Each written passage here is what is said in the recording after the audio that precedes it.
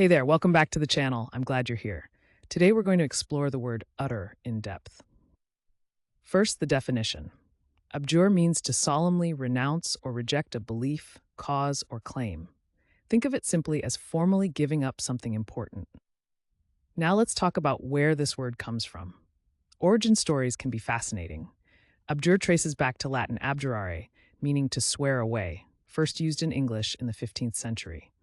Over time, it's been used by legal and religious contexts to denote formal renunciation. The word has carried through history and still shows up today in surprising ways. So how do you use abjure in everyday language? Let's go through some examples. Correct example 1.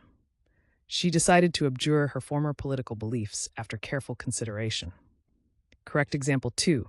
He publicly abjured his earlier accusations during the trial. And just for fun, here's a playful wrong example. I tried to abjure my homework, but it didn't go well. See how context makes a big difference? Using abjure correctly helps your meaning come across clearly, while using it wrong can sound confusing or just funny. Quick recap. Abjure means to solemnly renounce or reject a belief, cause, or claim.